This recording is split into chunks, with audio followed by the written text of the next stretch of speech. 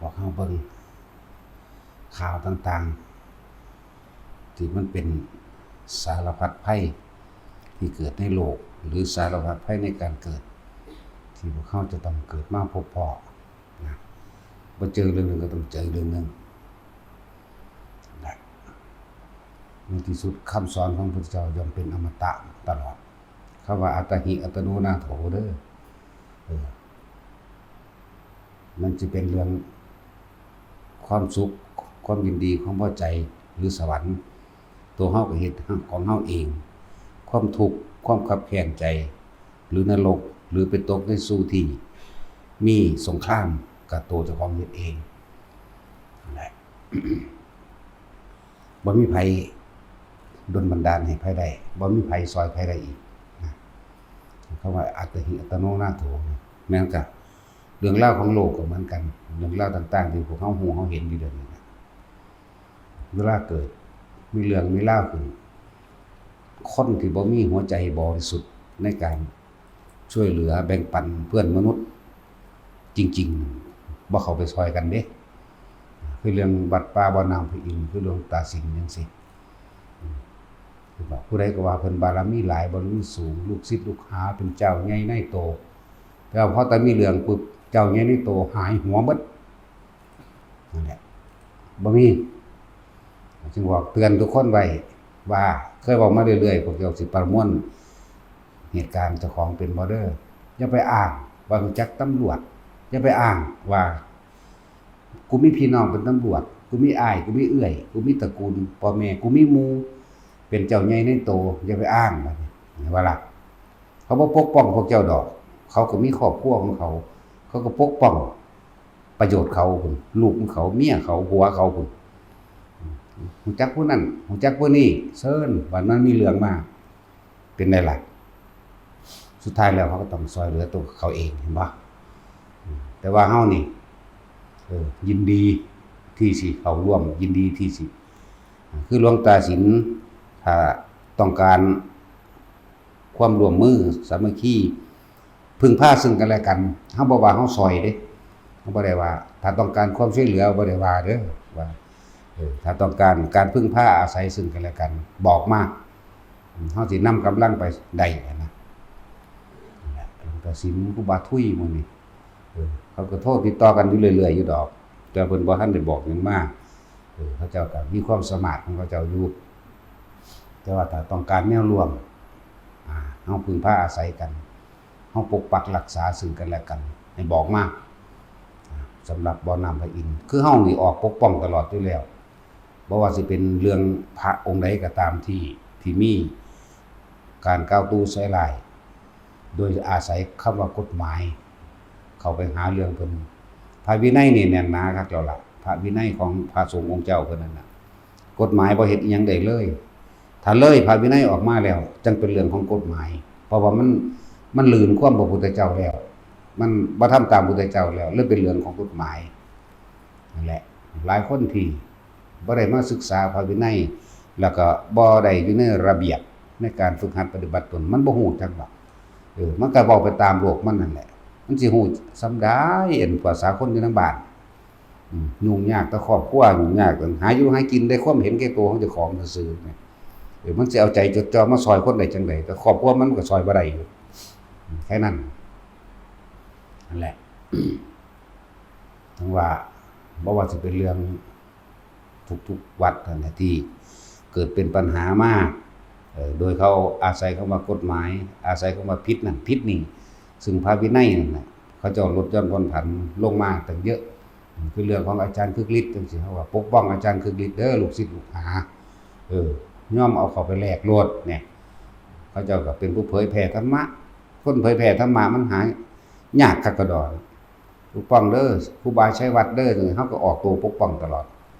เพราะว่าเฮาคือหนึ่งเดียวกันเฮาบ่ได้ว่าเฮาแยกแยะนะงั้นเรื่องของหลวงตาสินมื้อนี้คือกันเฮาก็ออกตัวเพื่อสิรวมกันพึ่งพาอาศัยซึ่งกันและกันเด้ว่าองค์ใดนะ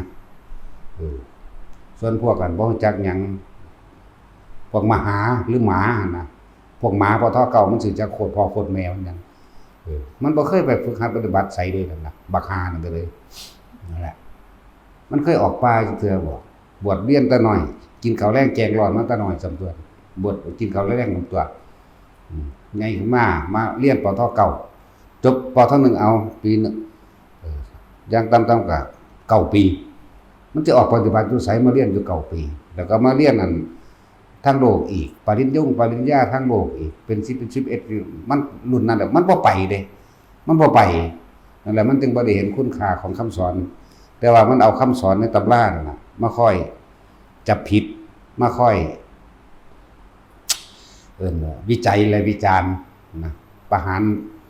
พวกเดียวกันเองแต่ว่าบ่แม่นพวกเดียวกันเองดอกถ้าเป็นพวกจังซั่นบักอันนี้สิสอดแทรกเสือกทุกเรื่องได้บักหานี่บักหามึงยังกินข้าวแลงอยู่บักควายว่าก็บ่ฮู้ติเสือกทุกเรื่องหลายกับเมียมันล่ะอีนั่นล่ะอีหน้าใหญ่ๆต้นๆอันซั่นล่ะท่านได้ออกจากหูเหี่ยวมาได้อยู่เสือกมาเว้ากับว่าผู้ให้เว้าปัดอรหันต์ก็ว่าล่ะเฮ้ยอีหามเอ้ยอีอันมะเร็งในกระดูกผุทั้งเบาหวานทั้งมะเร็งอีนั่นนะอีบักหมานึงก็คือกันแหละยังย่านผีอยู่มึงสิมาสอนธรรมะแม่มึงแนวใดแม่ว่าล่ะอันมันเบิ่นมันใบรับประกันได้ปทเก่ามันใบรับประกันนี่นักธรรมเอกบ่แม่นใบรับประกันว่ามีคุณธรรมเลยพวกใบปริญญานั่นแหละด่าแมงแบบ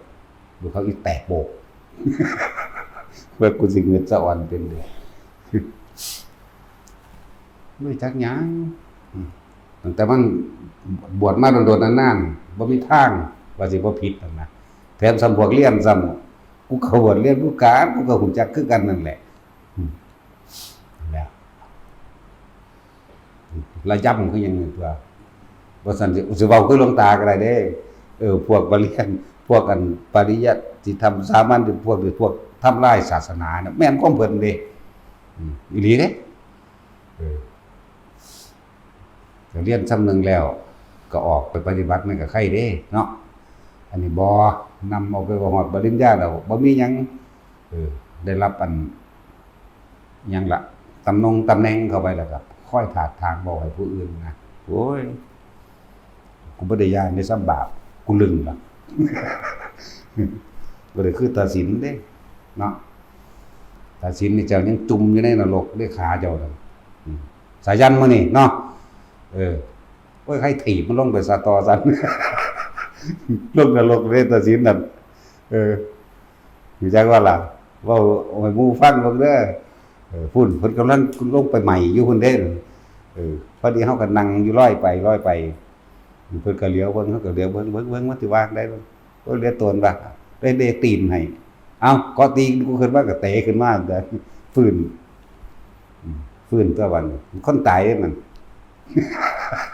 มาจากนรกข้ามาจากนรกนั่นข้ามาจากนรกนี่จักว่าบอกกระโตคนต่อหน้าคนนี่เด้แต่นี่บ่บอกรับหลังเด้ขาก็หักข้างก็หักอีกโอ้ยสิมันหลายอย่างยังคนหนึ่งคู่ขาเพิ่นบ่ทันได้ดีปานใดเว้าก็ซ่าๆงาบๆอยู่ยังว่าไผล่ะชื่อว่าไงลืมล่ะยังจุกติดจุกเนี่ยเพิ่นก็อยากประมาทเฮาดีหลายมากุมเอาแต่บ่อยากให้ผัวมาบ่อย่างนั้นน่ะมึงได้สมใจมึงแล้วอีห่ามึงบัดนี้ไปเฝ้ากันเอาเฝ้าอยู่ในโรงพยาบาลนั่นน่ะดมกันสุดๆบังรู้บาดนี่เฝ้าในโรงพยาบาลนั่นโอ้ยอีห่ามึงอีผีปอบกูสิให้ศึกอยู่กูว่าให้สิ้นปีใหม่ซะก่อนอย่าเพิ่งมีแต่ผู้เก่งๆเหตุผลสิออกไปเก็บเหตุผลสิออกไปเก็บไปตายไปจักว่านั่นแล้วมันก็ออกไปรถส้นข้างหักตายขึ้นก็ดีชีเรียนบ่เอามือจับมันเอาเดตินลงไปยันมันแปลกมันแปดเปื่อนนะครับเอ้าจับฟาดตีนเตะขึ้นมาเลยนี่นั่นล่ะจุกนั่นกะตั้งสั้นแล้วเส้นเลือดฝอยในสมองในยังก็ว่าไปต้องเป็นมะเร็ง ยังไปบ่ล่ะขี้มงขี้มีอิหยังมันย่างไปกึกๆกักๆบอกไปเงินๆซ่าๆเลยเด้แล้วผู้เมียก็แถมซ้ำมาด่าเฮาอีกโอ้ยอยากได้หลายอีห่ามเอ้ยมึงได้เฝ้าบ่วะบัดนี้เอ้ามึงเฝ้าอยู่หันอยากได้แฮงหลายบ่เอาไปเด้อกูจะให้ไปอยู่แต่ว่าให้หลังปีใหม่แน่เนาะมากุมคุ้มเอาอยู่เขาสิมาใหม่ก็ว่าบ่ให้ไปว่าเด้เอ้ยมึงเอาบ่บาดนี้มึงเอานอนเฝ้ากันติดเตียงบ่บาดนี้มึงเล่นกับไผบ่เล่นเนาะมึงจะมาเล่นกับระบบแต่สินมึงบ่จักระบบบ่กูระบบกรรมเด้เฮาเบิ่งโลดเด้อเฮาเบิ่งเข้ามาในแก่นว่าอัตถิอัตโนนาโถนี่เรื่องทำเรื่องทุกอย่างนั่นแหละตั้งแต่เฮาเกิดมานี่ตัวเองต้องเป็นที่พึ่งของตนเองให้ตัวเอาถ้ำเป็นที่พึ่งนะจงเอาถ้ำนั่นแหละเป็นตะเกียงเอาถ้ำนั่นแหละเป็นแสงสว่างสุตตะมัจจะปัญญาเมื่อได้ยินได้ฟังแล้วก็เกิดความรู้ความเห็นตามความเป็นจริงได้เกิดความรอบรู้ในสิ่งทั้งหลายทั้งปวงเรื่องว่าสุตตะมัจจะปัญญาเมื่อเฮาได้เกิดความรอบรู้มีการเปรียบมีการเทียบตามความจริงแล้วเฮาก็ใช้ชีวิตแบบบ่ประมาทนี่ก็ระมัดระวังในการใช้ชีวิตแล้วก็พึ่งตนเองตราบใดที่เฮายังไปยืนมือขอความช่วยเหลือจากคนอื่นอยู่ตามนั้นเฮาก็บ่เป็นอิสระนะฉะนั้นต้องเป็นตัวของตัวเองโดยเอาถ้ำนั่นแหละเป็นไงนะบอกเวลามีเรื่องเวลามาถ้าองค์ใดก็สร้างจะไปอ้างว่าฮู้จักผู้นั้นฮู้จักผู้นี้เขาสิจัดการให้เขาบ่จัดการให้ดอกเขาก็ย่านเขาตกจากตำแหน่งคือกันเขาก็มีตำแหน่งไว้ค้ำประกันงานเขาไว้ถ้าเลี้ยงลูกเลี้ยงเมียเขาหรือไว้ถ้าป้องกันลูกเมียเขาผัวเขาแม่นบ่ทักษิณว่าบ่มีผู้ใดเอาตัวเองมาป้องกันผู้อื่นเด้ดังนั้นมีแต่คนที่มีหัวใจในถ้ำเป็นหัวใจใจเป็นถ้ำเป็นความบริสุทธิ์แบบตายเพื่อผู้อื่นได้น่ะมีความทุกข์ของคนผู้อื่นนั่นแหละคือภาระของเราแต่เราไม่ได้ทุกข์กับเขาแต่ว่าเป็นความสุขเป็นความอิ่มที่เราได้ทำนี่ตั้งหากเด้คนจังสี่ได้จังเฮ็ดจังสามารถรองรับคนอื่นได้คนที่มีจิตใจแบบนี้ความรู้สึกแบบนี้เด้ความรู้สึกที่ความทุกข์ของเขาคือความทุกข์ของเราความทุกข์ของเขาคือภาระของเราที่ต้องเข้าไปแก้ให้หรือช่วยเหลือแบ่งปันเด้ถ้าบ่มีหัวใจแบบนี้ความรู้สึกแบบนี้เฮ็ดบ่ได้มันมีทางแหละแม่นบ่ฮู้จักกันเลยเด้จักว่าล่ะบ่ฮู้จักกันเลยเฮาก็ออกปกป้องหรือเป็นภาระให้หรือช่วยเหลืออะไรแบ่งปันพึ่งพาซึ่งกันและกันได้ใช่ป่ะล่ะนั่นแหละจังซั่นบ่มีความรู้สึกแบบนี้ใจแบบนี้อย่าหวังเวลาเกิดเรื่องมาสิได้พ้นโทษพ้นปีพ้นเอกสิได้มันลงมาซอยมีบ่มีนั่นแหละแต่หวังบ่เป็นตาซอยไผได้เฮาเนาะมันเป็นตาเฮ็ดแต่นำ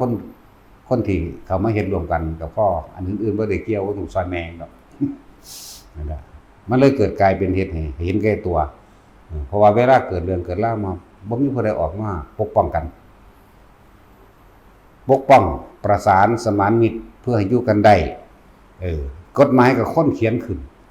บ่แม่นสิเอาแต่ผิดกฎหมายโดยบ่มีผู้เสียหายการที่สิผิดกฎหมายที่บ่เคลือบแฝงหรือว่าบ่อาศัยคุณธรรมกฎหมายนั่นก็กฎหมายล่ะเห็นบ่ล่ะคนกฎหมายที่สิผิดกฎหมายได้มันต้องมีคนเสียหายชีวิตและทรัพย์สินมีผู้เดือดร้อนอันบ่มีผู้เดือดร้อนบ่มีผู้เสียหายจากทรัพย์สินแต่ว่าใส่คำว่ากฎหมายโดยไผเป็นผู้แจ้งโดยผู้ใดเป็นนำแม่แล้วนะผู้ใดแจ้งก็เลยเห็นบ่ล่ะจังซั่นล่ะมันแจ้งแต่ว่ามันก็บ่เดือดร้อนเสียหายชีวิตและทรัพย์สินนะมันเป็นแค่ความอิจฉานะเห็นบ่ล่ะเป็นความอิจฉาพยายามเงาะแงะเสาะแสะกฎหมายมาใส่ที่จริงถ้าคนที่มีอำนาจเหนือนั้นขึ้นไปอีกลงไปคุยกันเอาเป็นจังสิอยู่กันบ่ได้ประเทศนี้คนไทยแนวด้วยกันนี่มันก็เป็นประชาชนอันเดียวกันนั่น เออสิมาเอาเป็นเอาตายกันปานนั้นดอกก็เว้าไปเลยแม่นบ่ล่ะมันนี่ก็ยับไปหันไปนี่ก็เฮ็ดโลดล่ะลองเบิ่งแหมถ้าบ่มีพระถ้าบ่มีหลวงตาสิมป่ามันสิเขียวมาได้จังซั่นน่ะโลกโคกอยู่ตะกี้เราไปอยู่อันใหม่ๆนั่นหรือบ่ใหม่แน่ล่ะเขาไปหาตัดเอาต้นยุ่งไปขายก็ยิ่งเล่าพุ่นตัวจังซั่นล่ะธรรมดาบ่เราอยู่มาเท่าเดี๋ยวนี้เสียอึมลึมอยู่บัดนี้แต่พวกหาเรื่องก็หาไปเตะปากแม่งโลดนะหลายปานนั่นแหมเนาะ อย่าลืมว่ากูเป็นพระเด้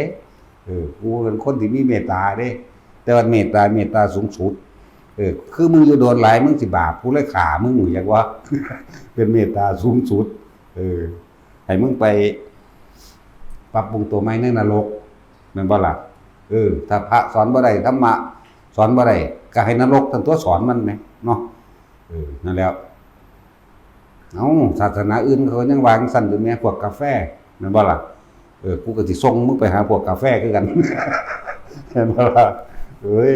เขาก็มีความเสื่อมสั้นนะเฮาสิใส่แบบมึงทำได้กูทำได้แต่ว่าภายในใจคนเราเจตนาผมบอกว่าเฮาต้องพึ่งตนเองบ่มีผู้ใดปกป้องเฮานอกจากตัวเฮาเองในหมู่คณะของเฮาเองเมื่อมาอยู่รวมกันคระเข้ากันแล้วย่อมรู้อุปนิสัยซึ่งกันและกันรู้ซึ่งเจตนารู้ซึ่งอุดมคตินะถึงว่าปกป้องกันเองเป็นหนึ่งเดียวกันร่วมหลายร้อยล้านดวงใจมาเป็นหนึ่งเดียวมันได้ แล้วปกป้องตัวเองจังซี่เขาบ่อาศัยว่ารัฐบาลทั้งใดมันสิมาซอยเฮาเด้จักแบ่งบ่ เฮาสร้างวัดว่าอารามมานี่บ่เคยมีเงินแม้สลึงหนึ่งสตางค์แดงบ่มีจากหน่วยงานรัฐบาลบ่มีแต่มาจากบุคคลผู้มีศรัทธาแล้วก็เป็นบุคคลที่มาจากความยากจนด้วยบ่มีคนรวยๆทั้งใดมาทุ่มเทอิหยังกับเฮาจากว่าล่ะมีแต่สงเคราะห์คนจนโดยเฉพาะเลยบ่มีเงินก็ใส่แรงใส่ของที่มีอยู่ตามอัตภาพที่มีอยู่มีไม้ก็เอาไม้มีสังกะสีเก่าๆขาดๆก็มามุงเพิ่งปิดบังไปเด้สว่าสิมาได้ซ้ำนี้มันธรรมดาเด้ต้องอาศัยความรักหลักที่มีหลักเลือกโดยเมตตาอาศัยความมีเมตตาซึ่งกันเกิดกลายเป็นความสามัคคีอาศัยความสามัคคีเป็นกำลังเป็นพลังอันยิ่งใหญ่สร้างหยังก็ได้ทำหยังก็ได้บัดนี้นะแล้วก็เกิดกันมาเรื่อยๆถ้าจิตใจบ่สูงส่งดีๆเฮ็ดบ่ได้ดอกนะจิตใจนี่สูงส่งจิตใจมันต้องประเสริฐจึงเฮ็ดได้บ่หวังลาภสักการะบ่หวังยศถาบรรดาศักดิ์บ่แทรกซึมด้วยอามิตรอิหยังบ่มีแต่ความสงสารซึ่งกันและกันเว้าง่ายๆเว้าออกจากหัวใจนี่แต่เฮาเอาแต่ละคนอุ้มเขานิพพานได้นี่อุ้มเขาเบิดแล้วอุ้มไปเลยแล้วเอาไปเข้าไว้แล้วปุ๊บเข้าในประตูนิพพานไว้แล้วก็ล็อกปากกุญแจไว้อีกบ่ให้มันออกมาคุณเด้ว่าธรรมดาเด้อันได้ความรู้สึกเฮาจะเฮ็ดได้นี่จักว่าล่ะอุ้มไปเบิดนี่ล่ะแม้แต่ใส่เดือนมันบ่รู้เรื่องหยังกูก็สิอุ้มมึงไปหมาแมวกาไก่มื้อนั้นกูสิอุ้มมึงไปเข้าบึบไปนั่นหั่นล็อกกุญแจไว้มึงอย่าออกมามันทุกข์พุ่นล่ะนั่นแหละถ้าสิเทียบเราก็เป็นแบบนั้นอันนี้มันเฮ็ดบ่ได้นี่ตินั่นแหละมันว่าเฮาอาศัยความจริงใจซึ่งกันและกันอยู่นำกันเด้อ ชีวิตนี่มันกะอย่างว่าล่ะ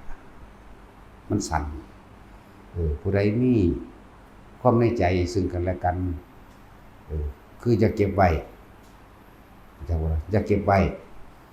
ถ้าไม่พอใจคนนี้เกลียดคนนี้ไม่จำเป็นต้องพูดบ่พูดก็ได้แต่ว่าทำตัวออกหนีห่างหายไปโลดคือบ่คบต่อไปจะเพิ่มพูนดอกเบี้ยโดยสัญญาอาฆาตเข้าใจบ่ล่ะหนีไปซื่อๆหนีก็คือบ่คบค้าแต่ว่าอยู่นำกันก็สร้างล่ะคือจะไป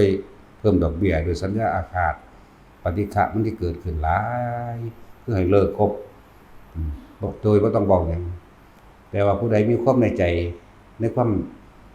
หวังดีซึ่งกันและกันหรือความรักความเมตตาก็ให้สนทนาทำกันเลยมีหยังก็ ก็คือจะเก็บไว้เป็นทุกข์ใจมีหยังเคลียร์กันเลยจะเก็บไว้ไปในศาสนาเท่มันออกจากบ่ล่ะมันถือว่าที่แสดงแต่ละมือแต่ละเว้นที่แสดงทำความจริงออกมามันแสดงออกมาแบบมันบ่ได้คิดไว้มันบอกไปเลยเฮาบ่ได้ระมัดระวังหยังเด้เพราะว่าเฮาบ่มีแนวระวังบ่มีลาภสักการะเพื่อให้ระวังบ่มียศถาบรรดาศักดิ์เพื่อให้ระวังบ่มีคำยกย่องสรรเสริญเพื่อให้ระวังเด้โอ้ยยันเขาบ่ย่องกูโอ้ยกูยันเขาบ่ได้เอาลาภสักการะมาให้ยันเขาบ่เอายศมาให้บ่มีเด้มีแต่เว้าไปเลยอยากเว้าองค์ใดลูกคือแตกมาแตกโปกก็เว้าไปเลยเนาะแต่สินด่ากันด่าไปโลดเด้แล้วแต่หีแหมมันสิไผสิเดี๋ยวต้องให้สิหักสิสั่งเด้เนาะเพราะว่าเฮาก็บ่ฮักไผคือกันเมื่อบ่ฮักไปแล้วเฮาก็บ่สั่งไผคือกันแม่เนาะแน่เมื่อมีอันนึงมันก็ต้องมีอันนึงตัวนั่นแหละแต่ว่ามีเว้าภาษาโลกปุ่นมีแต่เมตตาอัปปมัญญาเมตแห่งเมตตามีตั้งหากจากบ่ล่ะมันได้เห็นมันเห็นสังสารวัฏนี้มันเห็นอย่างที่มากจนเอาออกมาเว้าบ่ได้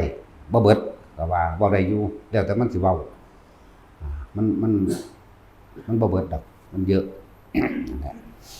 บอกว่าผู้ใดคนเฮานี่อายุมันก็สั้นพวกเฮามันพบกันเพียงชั่วคราวแต่ว่าจากกันชั่วนิรันดร์เด้อ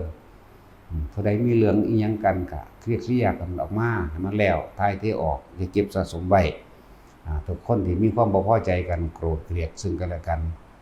ก็ทำตัวห่างหายออกไปบ่เข้าไปสนทนาบ่พูดจาด้วยโดยบ่ต้องไปเว้าว่ากูสั่งมึงหรอกเนาะเพียงแต่ว่าห่างออกนะคือจะเพิ่มพูนดอกเบี้ยนี่เป็นดอกเบี้ยปฏิฆาอาฆาตจะไปเพิ่มสัญญาในความเกลียดความชังกันเมื่อมันบ่ค่อยเห็นก็ค่อยๆลืมไปเองนั่นแหละจังว่า บ่ให้เก็บบ่ให้ค้างบ่ให้ฆ่าเมื่อมีโอกาสร่วมกันแสดงความรักแสดงความจริงใจซึ่งกันและกันมีโอกาสอยากจะเฮ็ดซะแต่บ่ได้เฮ็ดแล้วมันสิค้างคามันสิเก็บไว้เสียใจเมื่อภายหลังเห็นบ่ล่ะโอ้ยเฮาบ่ฮู้ว่าพรุ่งนี้จะมีไหมสำหรับเราเด้เฮาบ่ได้ฮู้เด้ว่ามื้ออื่นเฮาสิตายบ่หรือเฮาสิตายในขณะนี้ถึงบอกว่าพรุ่งนี้ไม่มีสำหรับเราผู้ใดมีเรื่องค้างคาผู้ใดมีหยังก็เคลียร์ตัวเองออกเห็นบ่ล่ะอย่าเก็บไว้เฮาอาจสิบ่มีโอกาสได้เห็นหน้ากันอีกก็ได้เห็นว่าอยากเว้าเรื่องนี้ให้ฟังเด้เนาะอยากเจรจาพาที่อยากแสดงความจริงใจออกอยากให้ฮู้ว่าคิดแบบนี้เป็นแบบนี้มันอาจจะไม่มีพรุ่งนี้ให้พูดนะก็เว้ามันตอนนี้เรียกว่าล่ะแสดงความจริงใจซึ่งกันและกันตอนนี้อย่างนี้สำหรับจริงใจส่วนสำหรับโกรธบ่ต้องแสดงก็ได้สำหรับความโกรธความเกลียดบ่ต้องแสดงเพียงแต่ว่าเอาตัวเองออกห่างโดยไม่ต้องพูดอย่าเพิ่มดอกเบี้ยปฏิฆาอาฆาตอย่าผูกสัญญากันต่อไปในความเจ็บปวดแสบร้อนต่อไปในภายภาคหน้าแต่ว่า สำหรับคนที่มีความรักหรือความเมตตาซึ่งกันและกันกรุณาอยากช่วยเหลือหรืออยากเคลียร์ใจด้วยความจริงใจก็คุยซะเพราะว่ามันอาจจะไม่มีพรุ่งนี้ให้ได้พูดให้ได้คุยให้เราเจรจาพาที่เสียอีกควรสิแสดงยังแก้กันก็แสดงณบัดนี้ขณะนี้โลด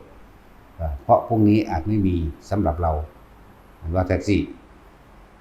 มาว่างแน่เดี๋ยวเฮาอาจสิตายมื้อแรกนี่ก็ได้เฮาอาจสิตายเพราะความตายน่ะเป็นสิ่งที่แน่นอนแต่ว่าสิตายยามใดก็บ่แน่นอนความตายนี่ตายแน่นอนแต่จะตายแน่นอนหรือยามใดก็บ่รู้ผู้ใดมีหยังจะเก็บไว้ปล่อยออกผู้ใดมีความรักแก่กันก็บอกรักซะเพื่อมันจะไม่ได้บอกในพรุ่งนี้มันตายก่อนเนาะแวว เออแววนี่เอาแบบพระมหาอันกัปปินะกัปพนังอนุชาเด้อพระกัปปินะกัปพนังอนุชาเวลาเขาให้ท่านด่ากันเด้ด่าแบบว่ามันหน่อยนะส่วนมากเมียสิด่าผัวแบบโอ้มันจะคืออยู่เด้อมหากัปปินะกัปพนังอนุชาสั่นตัดสินจะเอาแบบไหน มีหลายครูอยู่เด้ที่ผัวเมียมานำกันพ่อใหญ่อีทกับยายร้อยเนี่ยเป็นอันเดียวกันกุ๊กกิ๊กกันคู่รักหวานแหววคู่รักหวานแหววแล้วก็เป็นคู่รักธรรมะพร้อมเด้ตุสุไปตาอีทกันเลย เมียก็ตุกตักตุกตึกไป แต่ว่าหยอกกันดีเด้นั่นแหละอีแต้วนี่คือสิหาอันคู่ยากอยู่ดอกบ่เป็นแต่มีผู้เอาถ้าผู้เคยเห็นบักบ้านนั่นจะบักบ้าแต่ว่ามันเป็นอีกแบบนึงตาสินกับฮิปโปจังซี่ก็คู่กันอย่างนั้นเป็นซั่นมีหลายคู่อยู่ตัวไปอีกบัดนี้ยายล่มกับอันตาจุยสั่งกันอยู่เด้ที่อันสั่งกันแต่ว่าถ้าห่างหายจากกันเจ้าเป็นอะไรเดี๋ยวนี้เดินอย่าลงโทษหาผัวแต่เห็นกันเถียงกันโลด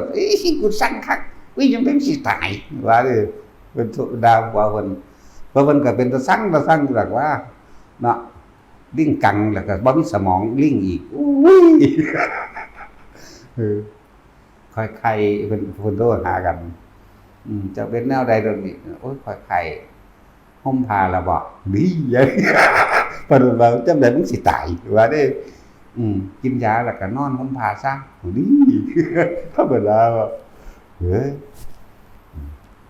พวกนี้ก็ไปนำกันแบบสั่งกันจ้างไปนำกันคือซั่นมันก็มีหลายคู่อยู่อีแต้วมันอิจฉาอยู่นี่ตาสินกับมีโปสมชายกับอีแววเนาะพวกนี้มันบานแหววเด้พวกนี้เวกวากใส่กันแต่เขาหักกันดีเด้ทำท่าแกล้งกันซื่อบ่คิดกันดีดอกเสียงดังซื่อคู่หวานนี่ดีคือสมชายกับอีแววเด้แล้วอยู่ได้คนเดียวเอาจะรีบไปไหนเหรอหรือว่าได้หัวไปเลยบักขาวเลยไม่เป็นไรหรอกหรือว่าได้เนาะแล้วตะคูแล้วนี่พญศิลกับฮิปโปสมชายกับแววพญอีทกับยะลอยว่าล่ะพญกองเนี่ยมาทำอยู่แต่ว่าย่ายเหล็กนี่บ่มายายเหล็กนี่สิมาหาจอบอิจฉาคนผู้นั้นคือนั่นนี่แล้วก็นำไปว่าจับไปเลยเป็นทั้งสั้นยายเหล็กบ่ได้ไปนำกันดอกยายเหล็กเป็นทั้งสั้นแต่จอบแต่ว่าจับผู้นั้นผู้นี้นะจอบแต่ว่าอิจฉาคนนำทั้งสั้นนั่นเธอก็รักขนมลากไปทั้งทางมือหนึ่งมันไปถือต่อตุพุทงขนมบักไงแตกพวกต้องคูดไปเห็นพอดีแต่จากหัวตัวเฮ้ยจำแล้วใบน้ำการกับพิษกันไปน้ำทางที่นั่นน่ะพี่จักว่านั่นแหละครูเจ้ากรรมนายเวรกันเวียนสั่งไปน้ำกันเถียงกันไปน้ำทางก็พยากรณ์สมน้ำหนาเด้แหลมน้ำเขานั่งอยู่รถไฟข้างซ้ายเพื่อนนั่งอยู่ติดต่างกระตาตะกระตาอันใส่เสื้อผ้าเพิ่นแลนน้ำผู้บ่าวในสมัยเด็กๆเนาะใจกันแล้วไปดูได้สมใจบ่ได้นรกบ่บาดนี้เฮ้ยจังซั่นแหละมาว่าก็บ่ได้มาภาวนาหยังดอกมาแต่หาจับผิดความนั้นความนี้จงผู้นั้นผู้นี้ไปเนาะ นั่นแหละครูนี่เป็นครูเว้นครูกรรมครูดูซีครูที่ซีครูหนึ่งครูหวานแววนี่จักว่าล่ะพญานาคกับยายคำใดครูที่5ครูนั้นเต็มที่ครูนั้นไปเป็นแบบพระกัสสปะกับนั่งภัตตกาพิลานี่ครับครูนั้นเพราะว่าผู้ชายสิใจใหญ่กว่าผู้ชายใจใหญ่ใจถึงกว่าแต่ผู้หญิงสิมีปัญญาอ่อนแป๊บๆอยู่อันใดนึงเลยนะโอ้ยอธิบายว่าได้ว่าพวกความปัญญาอ่อนเวลาเขาไปบอกนั่นนี่ให้ศูนย์ใส่คนศูนย์ใส่ผู้นี้เด้ยายจอยนั่นเป็นสั้นศูนย์ให้เขามันสิมีช่วงหนึ่งก็ได้ถ้าจะพูดถึงการบวชของ2 พระองค์พระกิพริมานพหรือภัตตกาภิราณีคู่กันเขาเจ้าแต่งงานกันมากเขาเจ้าบ่ค่อย2 ศาสตร์3 ศาสตร์เขาเจ้าบ่นอนนำกันบ่แตะกัน2 ศาสตร์3 ศาสตร์ศาสตร์ที่เป็นแม่เป็นพ่อของสุวรรณสามก็บ่ได้นอนนำกันเด้แต่เอามือแตะกันซื่อๆก็เป็นได้ลูกออกมานั่นแหละต่อมาศาสตร์นี้มาศาสตร์ที่2กับพ่อกับแม่เอามาแต่งงานกันหลังจากพ่อแม่ตายก็หนีออกบวชเป็นฤาษีนี่และฤาษีศาสตร์นี้ก็เหมือนกันบัดนี้ศาสตร์สุดท้ายของเขาเจ้าเขาได้มาแต่งงานกันอีกแต่ว่าบ่นอนนำกัน3 ศาสตร์ตามที่มันมีในบันทึกเด้นี่นะหลังจากพ่อแม่ตายแล้วครับพากันไปลงเบิ่งลงหน้าไปสวนม่อนไปเบิ่งหน้าไปเบิ่งเอียงก็ถามคนใส่คนถาดนกมันกันจิกปลากินไปถามคนใส่นกทั้งหลายมันมาจิกกินใส่เดือนมั่งกินปลามั่งกินหนอนมั่งบาปนี่เป็นตกของไผนอนี่โอ้ยก็ตกเป็นของเจ้านายแล้วนะตกใจอย่างนี้คุณเมียกับไปถามเขาคือกันก็ตกเป็นของแม่หญิงแล้วเนาะตกใจคือกันเลยตัดสินใจแบบนี้แบ่งให้แบ่งหน้าให้กับพวกข้าทาสบริวารทั้งหมด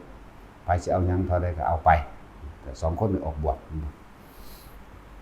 แต่ว่ามันสิมีช่วงนึงที่เหมือนกับเป็นคนที่บ่พอใจเหมือนกับย่ายจอยเวลาเชียดให้ผู้ใดผู้หนึ่งที่เฮ็ดมานำกันนี่แหละศูนย์ยกอ้างตัวตนเด้ยกอ้างตัวว่าเจ้าของเก่งนะมันสิมีมานะทิฏฐิแวบขึ้นมานี่สิเป็นลักษณะนั้นนางภัตตกาภิราณีในสั่นมันก็มีเหมือนกันเราต้องหลังจาก2 พระองค์นี่โกนหัวบวชเหมือนกันผ่ากาสาวพัดเหมือนกันเมื่อไปถึงทาง2 แผ่งก็เลยแยกกันส่วนพระมหากัสสปะนี่เดินทางไปสู่ตรงเที่ยงตรงกับพระพุทธเจ้าเลยแต่นางภัตตกาภิราณีนี่ยังไปตั้งใส่ไปบวชอยู่กับพวกเดรัจฉีนอกศาสนาตั้งนานเด้เข้าใจว่าล่ะไปบวชอยู่เดรัจฉีตั้งนานนั่นแหละกรรมที่ไปหาอิจฉาคนศูนย์ใส่คนความนั้นความนี้กับปัญญาอ่อนเนาะเพิ่งสั่นแหละว่ามันกับเบิ่งกันเปรียบเทียบมันคล้ายกันนั่นแหละส่วนพระมหากัสสปะตรงกับพระพุทธเจ้าเลยส่วนภัตตกานี่ไปได้ถูกทรมานที่นั่นนักบวชฤาษีนี่พอแห้งจนพุ่นล่ะจนมีพระแม่ประชาบดีโคตมีจนมีแม่ใหญ่พิมพามาบวชจังได๋มาบวชนำผมนี่จังบรรลุธรรมเด้ซั่นล่ะมันเป็นแต่เก็บความคับแค้นใจไว้อยู่บ่ล่ะไผก็ดีเนาะมีหยังที่สะสางแก้กันก็สะสางโดดนะแต่ว่าถ้าเป็นความโกรธบ่ต้องไปเว้ากันมันสิสูญกว่าเก่าอย่านำสัญญาเก่าขึ้นมาเพิ่มให้มันเกิดกลายเป็นดอกเบี้ยคือห่างออกบ่คบบ่ค้าบ่คุยมันก็ค่อยลืมไปเองดอกมันก็บ่พอพูดเป็นดอกเบี้ยได้ส่วนคนที่มีความดี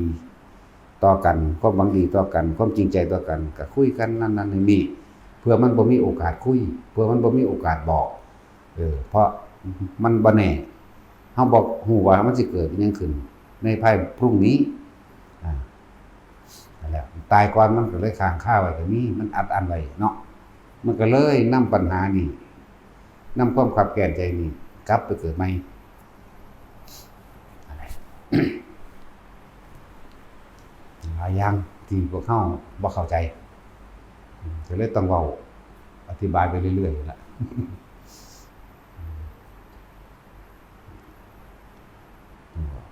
ผู้ใดมีหยังแก้กันจงทำให้ดีที่สุดในวันนี้เรียกว่าล่ะถ้ามีโอกาสได้กระทำได้เห็นกันได้อยู่ต่อหน้ากันบ่ต้องมันข้างคาความจริงหรือธรรมะต้องเปิดเผยปิดบังมันเศร้าหมองไม่ผ่องใสไม่ควรเก็บเอาไว้ในใจไม่ว่าจะเป็นเรื่องอะไรควรบอกความในใจซึ่งกันและกันเปิดเผยออกมาเลยสำหรับคนที่หวังดีเด้อาจจะมีความหวังดีมีทั้งสองคนแต่ว่าอาจจะการกันถ้าคนผู้นั้นมีความจริงใจคุยกันเลยก่อนที่จะไม่ได้คุยในวันพรุ่งนี้เพราะพรุ่งนี้เราไม่รู้ว่าจะเกิดอะไรขึ้นเข้าใจว่าล่ะแสดงผู้นี้ก็จริงใจผู้นี้ก็จริงใจแต่ว่าคนที่โกรธกัน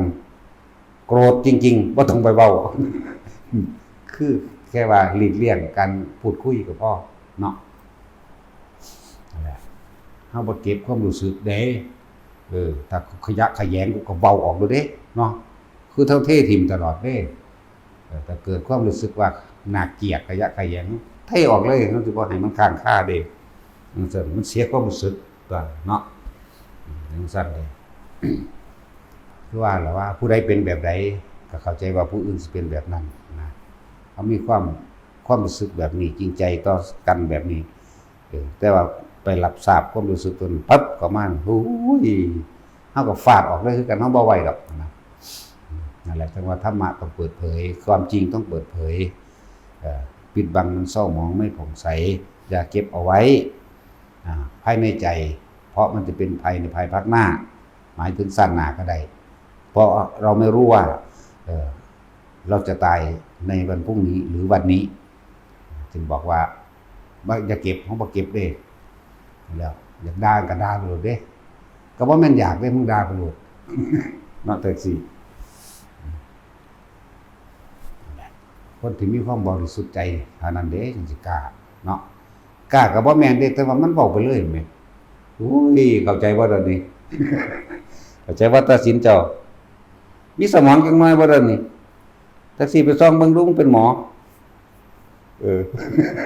แม่นขยายไปเบิ่งดูหลายงานเขียนนะซ่องเบิ่งคักๆโอ้ยบ่มีสมองจักเม็ดมันก็ฮ้องกันล้วนล่ะเนาะซั่นแหละ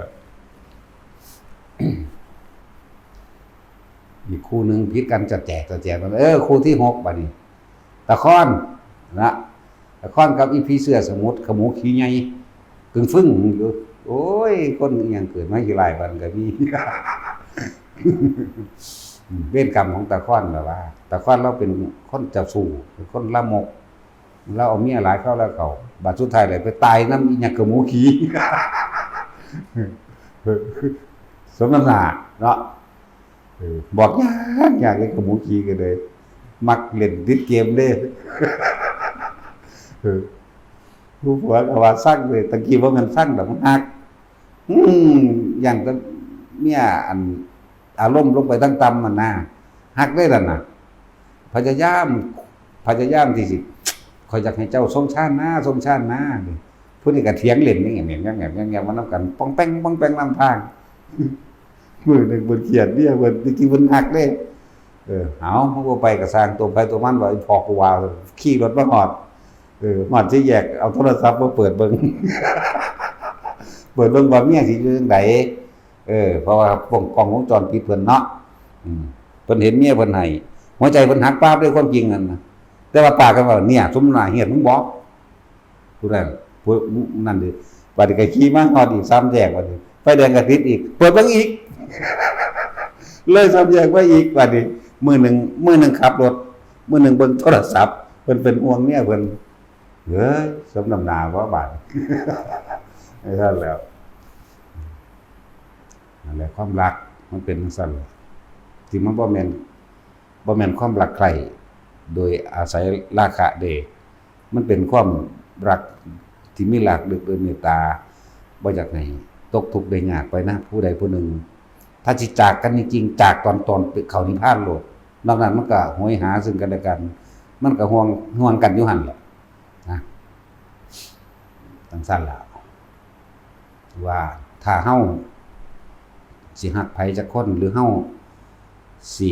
เอาสิ่งที่ประเสริฐที่สูงสุดเลยกับบุคคลที่เรารักเนี่ยให้เอาธรรมะ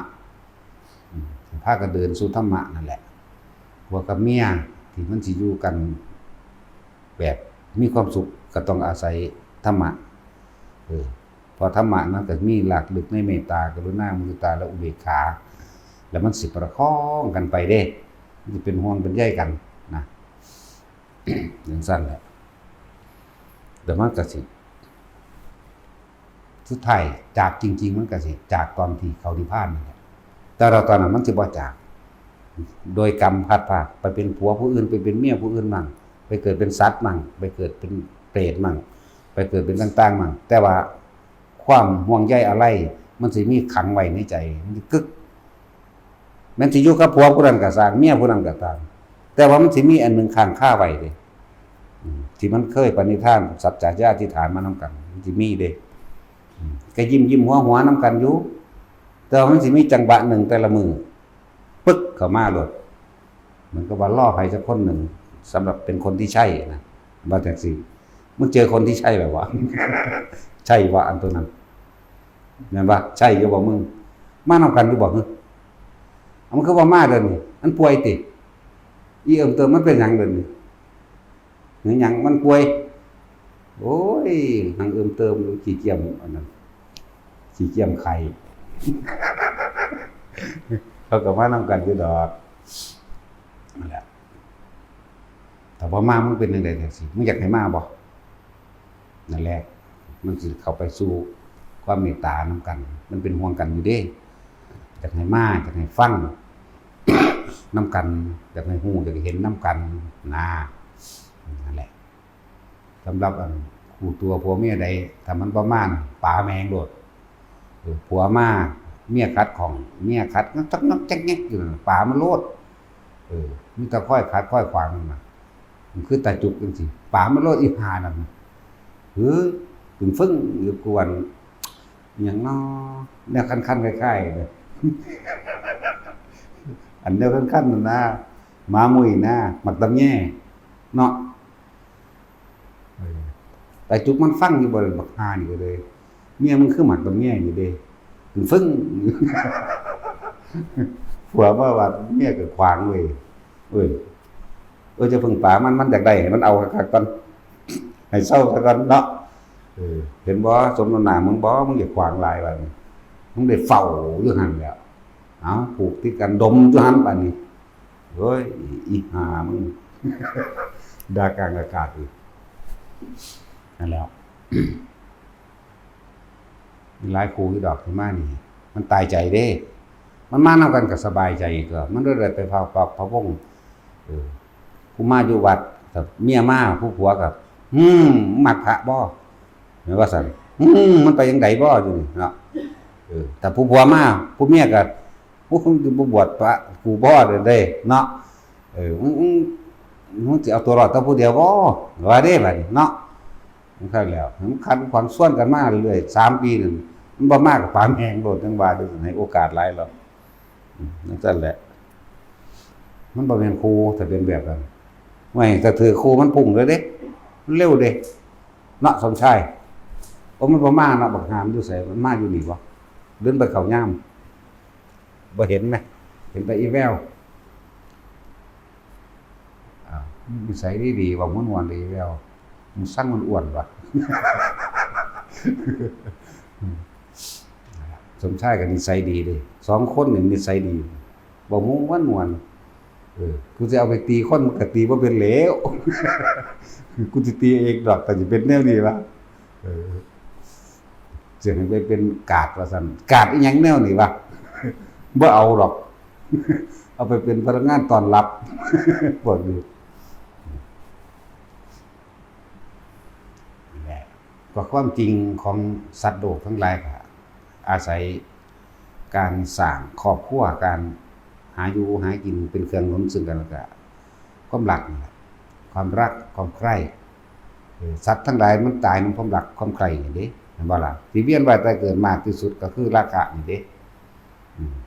มากที่สุดข้ามแล้วก็ผ่านได้ยากที่สุดเลยที่มาเกิดนี่ที่พวกเจ้ากล้าก็ได้ในการไปทำมาหากินกลัวก็ได้ในการไปทำมาหากินก็เพราะเหตุแห่งความรักความใคร่นี่เด้ล่ะ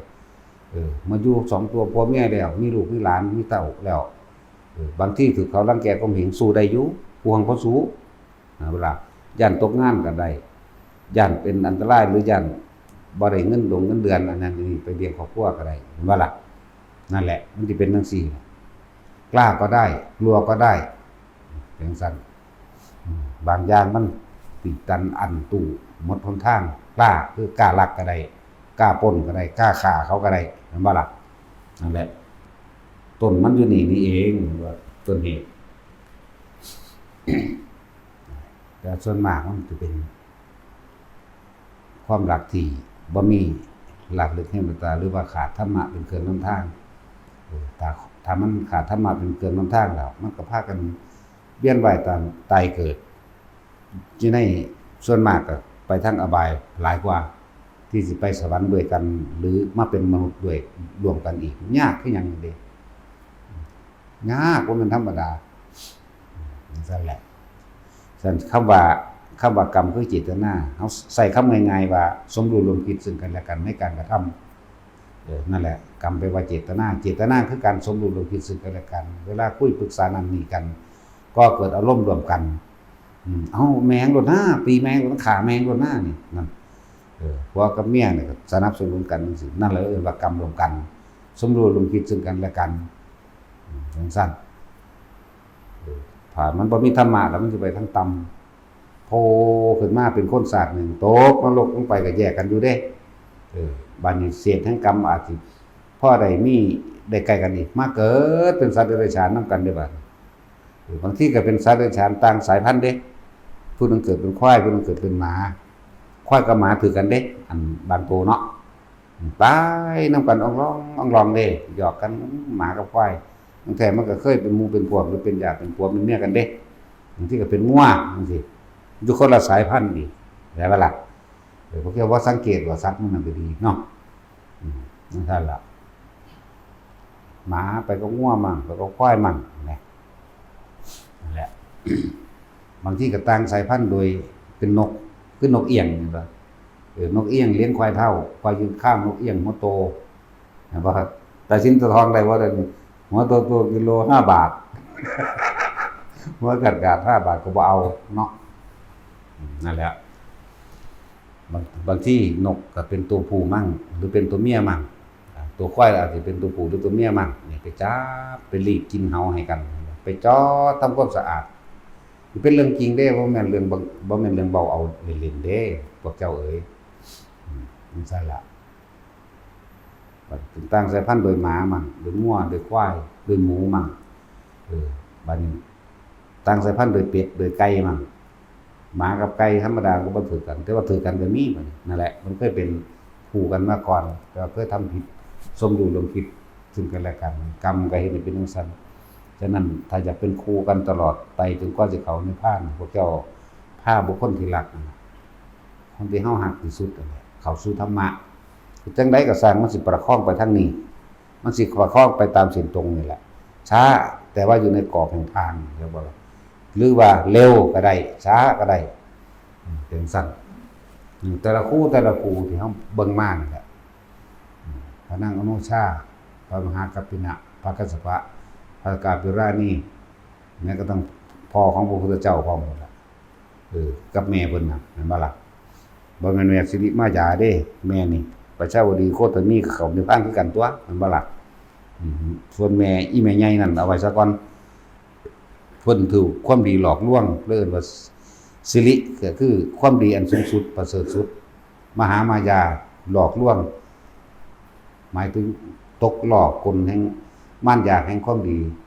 ว่ากูอยากใหญ่สุดกูอยากเก่งประเสริฐเลิศที่สุด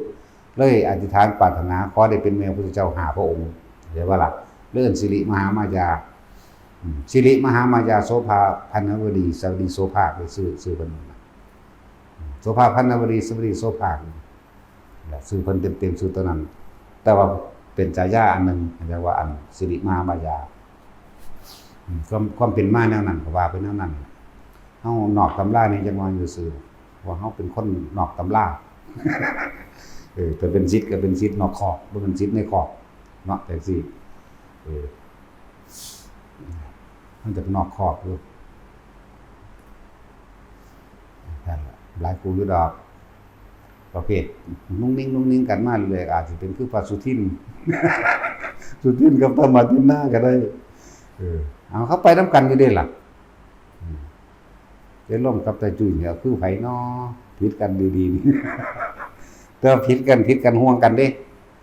ประเด็นว่าบ่มักสาวเฒ่าเอาเด็กน้อยชิโมเกตพร้อม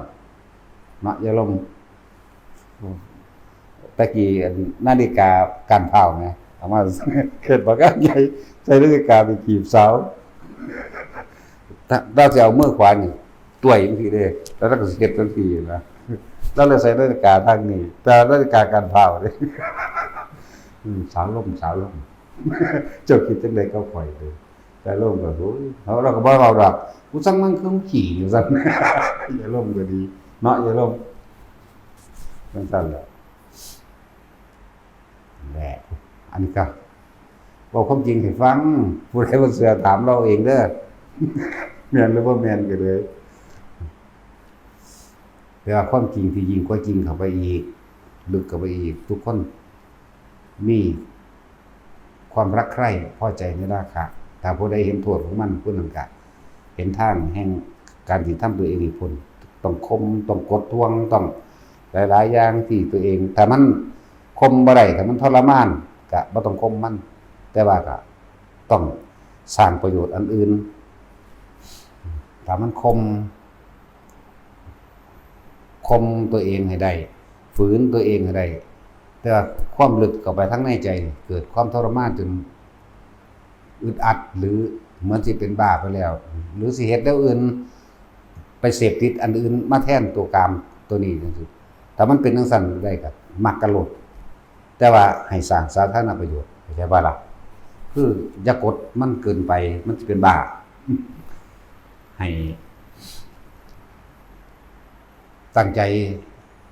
สร้างสิ่งที่เป็นสาธารณกุศลกับบุคคลที่เฮาฮักนั่นแหละมีหยังตามกันแม้สิบ่ได้อยู่ด้วยกันก็ตามมันอยู่คนละหม้องมันยังมีอ่ะความลึกๆอยู่ในใจของไผของมันแต่ว่าถ้าเขาเฮ็ดอีหยังว่าสมมุติว่าวัดนั้นเฮ็ดนั้นเฮ็ดนี่หรือเขาชักชวนชักจูงเป็นผู้อื่นเฮ็ดบุญอันนั้นนี่รวมกันบ่ก็เฮ็ดนำเลยโลดมันก็เป็นการผ่อนคลายลงมาจึงสิบ่เครียดมันสิบ่กดทวงมันสิบ่ทุกข์ทรมานอันยังก็ได้ขอให้ได้เฮ็ดนั่นแหละบางทีมันบ่ได้อยู่ในฐานะเป็นครูกันเด้เพราะว่ากรรมมันบีบให้ออกนั่นแหละอกุศลกรรมบีบให้ออกมีความรักลึกๆอยู่ในห่างๆผู้นี้ก็มีครอบครัวผู้นี้ก็มีครอบครัวอะไรประมาณนี้แต่ว่ามันมีความรักลึกๆพอจะเห็นผู้นั้นอยากเฮ็ดหยังมันจะรวมกัน ฝ่ายยิ่งอยากเฮ็ดทั้งนี้ทั้งฝ่ายชายทั้งนี้ก็จะเฮ็ดนำด้วยนั่นแหละมันก็โหยหาอยู่ทั้งในของมันเองจังซั่นปล่อยออกปล่อยความกดทวงปล่อยความกดดันปล่อยความขับแค้นใจให้ได้เฮ็ดอยู่ใกล้ๆให้ได้เฮ็ดอยู่อันก็ถือเป็นความพอใจมีความสุขใจที่ได้ร่วมเดี๋ยวมันก็ดึงดูดมาเองพอเจตนากับเจตนาสิมาหากันเองจังซั่นเรียกว่าธรรมะนี่